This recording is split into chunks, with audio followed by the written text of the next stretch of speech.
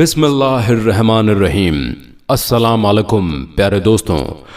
कैसे एक हिंदू कुंवारी लड़की ने 6 बच्चों को जन्म दिया, ये वाकया किस भारतीय रियासत में पेश आया, ये सब जानने के लिए इस वीडियो को आखिर तक जरूर देखिएगा। और अगर आप चैनल पर नए हैं तो सब्सक्राइब भी कर लीजिए। नाजरीन, हर जगह हर किस्म के मुख्तलिफ रस्म व रिवाज पाए जाते हैं। इन रस्म व रिवाज का मजहब से कोई ताल्लुक नहीं होता, लेकिन इन्हें किसी भी मुशायरे में बहुत अहमियत हासिल होती है। लोग इन्हें रस्म व रिवाज से ज्यादा अहमियत देते हैं। चाहे लोग रस्म व रिवाज पर अमल करने के लिए लोग अपनी जान की बाजी तक लगा देने से भी पीछे नहीं हटते। इस वीडियो में भी एक ऐसे ही मुआशरे की कहानी बताई जा रही है जिसमें रस्म व रिवाज जान से भी ज्यादा अजीज हैं। हिंदुस्तान के शहर दिल्ली में एक करीबी गांव में हिंदुओं की एक ऐसी तादाद थी, वहां हिंदुओं की मुख्तलिफ जातें भी आबाद थीं। इन्हीं में से एक लड़की मालिनी का ताल्लुक एक ब्राह्मण खानदान से था। रुपए पैसे की कोई कमी न थी।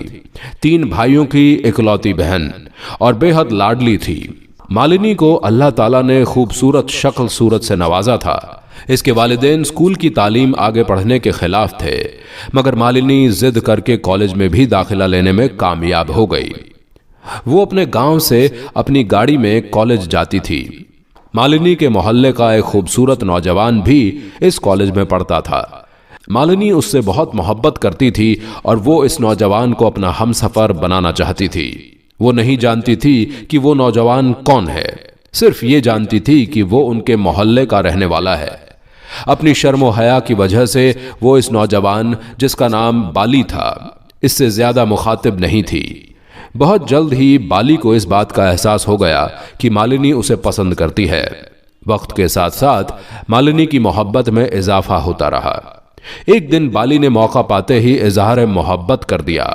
मालिनी तो पहले ही यही चाहती थी। उसने बाली की मोहब्बत का जवाब मोहब्बत से दिया। बाली को यकीन न था कि एक ब्राह्मण घराने की लड़की उससे शादी करना चाहती है, क्योंकि बाली का ताल्लुक एक नीची जात से था। दोस्तों, कॉलेज की तालीम के दौरान उनकी मोहब्बत भी परवान चढ़ती रही। मालिनी को इस बात से कोई फर्क नहीं पड़ा कि बाली का ताल्लुक एक नीच हिंदू जात से है। वो समझती थी कि वो अपने माता पिता को इस रिश्ते के लिए राजी कर लेगी। वो अपने वालिदैन से अपनी हर बात मनवा लेने की आदी थी। दूसरी जानिब मालिनी का कजन राहुल भी उससे बहुत ज्यादा मोहब्बत करता था और इसे अपनी बीवी बनाने का ख्वाब देख रहा था। उसने मालिनी के घर रिश्ते का पैगाम भेजा। मालिनी के वालिदैन इस रिश्ते के आ जाने पर बहुत खुश थे, क्योंकि बात ही खुशी की थी। राहुल खानदान का देखा भाला नौजवान था और एक अच्छी सरकारी नौकरी पर एक अफसर था। जब मालिनी से इस रिश्ते पर बात की गई तो उसने फौरन ही इनकार कर दिया।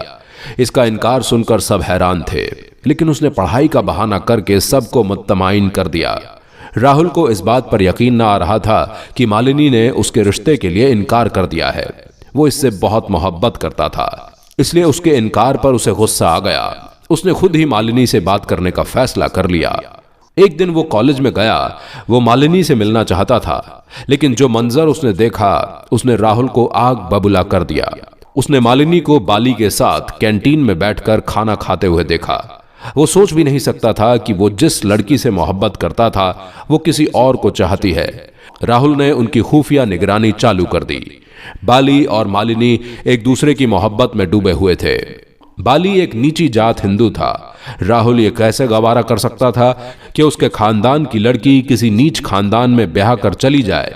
उसने मालिनी के वालिदैन को सारी सूरत हाल से आगाह करने का फैसला कर लिया।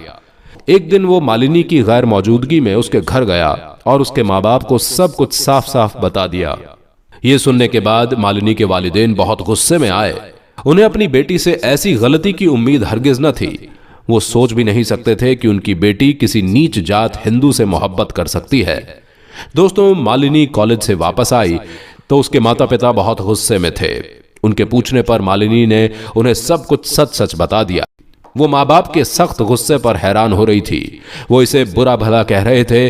उनकी तरफ से दी हुई आजादी की वजह से ही मालिनी ने ये सब कुछ किया था। इसलिए अब मालिनी पर हर तरह की पाबंदी लगा दी गई। उसका कॉलेज निकलना बंद कर दिया गया। घर से बाहर जाने पर भी पाबंदी लगा दी गई। बाली के माता पिता को खबरदार किया गया कि अगर वो अपने बेटे की जिंदगी चाहते हैं तो इसे किसी दूसरे शहर भेज दें। मालिनी और बाली अब तक मोहब्बत में बहुत आगे बढ़ चुके थे, यहां से वापसी का रास्ता नहीं था। मालिनी ने अपने वालिदैन के सामने अपनी गलती का एहसास किया और दोबारा ऐसी गलती न करने की कसम खाई। वो ये सिर्फ इसलिए कर रही थी ताकि उसे घर से बाहर जाने की इजाजत मिल जाए और वो बाली के साथ मिल सके। वो जल्द से जल्द मालिनी के साथ मिलना चाहता था। बहुत मुश्किल से उसे कॉलेज जाने की इजाजत मिली। इन दोनों के पास इसके अलावा और कोई रास्ता न था कि वो सबके मिले बगैर ही शादी कर लें। वो एक दोस्त की मदद से शादी के बंधन में बंध गए। अब मालिनी घर से कॉलेज के बहाने जाती, मगर वो दोनों बाली के दोस्त के फ्लैट पर आ जाते। वो एक दूसरे की मोहब्बत में गुम होकर आने वाले हालात से बेखबर थे। राहुल सरकारी अफसर था, इसलिए वो सरकारी काम से बाहर गया हुआ था। जैसे ही वो वापस आया, उसने मालिनी से शादी करने का जोर किया।